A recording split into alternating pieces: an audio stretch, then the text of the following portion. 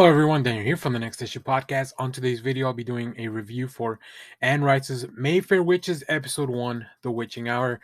Now, this just premiered on AMC Plus, which is why I was able to watch it a little bit earlier.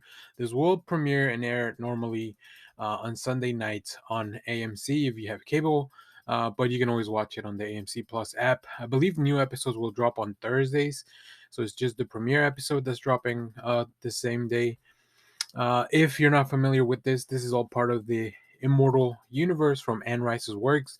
Last month, we wrapped up Interview with a Vampire Season 1, which go back and check out my reviews, but that show was fantastic.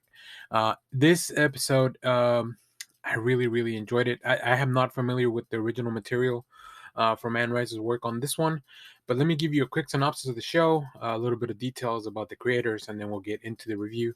So, this show follows a neurosurgeon who discovers she is the unlikely heir to a family of witches.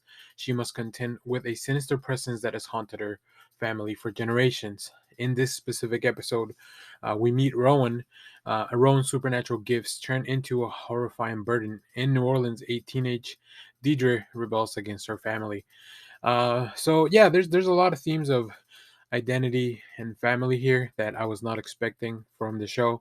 But then once again, not being familiar with the original material, I don't think I'll be able to tell you how well adapted it could be.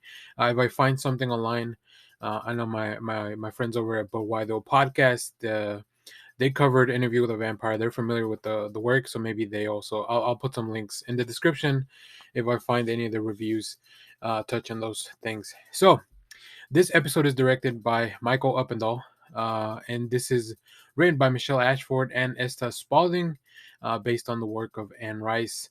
The show stars Alexandra Daddario as Rowan Fielding, Jack Houston as Slasher, and Tongai Chirisa as Cyprian. So I won't go too much into the details of who the characters are, other than the Darius character, who's the main protagonist, who we're following in the main story, and who we seem to be will continue to follow throughout the season.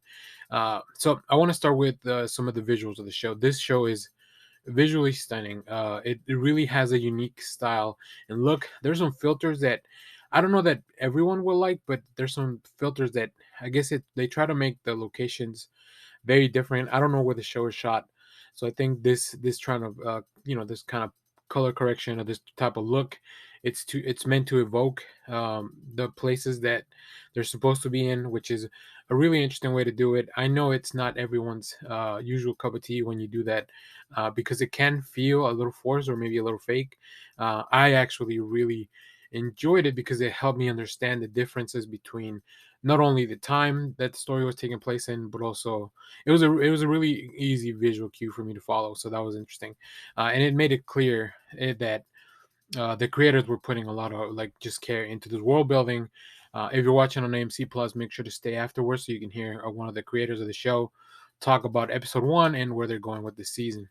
Um, Also, Alexandra Daddario, just she's so captivating.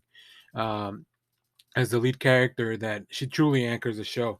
The rest of the cast is very strong, although I don't know them as well from other works. There's a few familiar faces that we can talk about later on in the season as we introduce more characters and we get a little bit more into the story. But they all work very well together to create just a really immersive world. It is not as full of flair as Interview with a Vampire, which is really cool because I think this show has its own tone and it's trying to achieve its own goals. So even though this is all happening in a connected universe, specifically there's the location of New Orleans is a thing that both shows have in common, although the different time frames as well.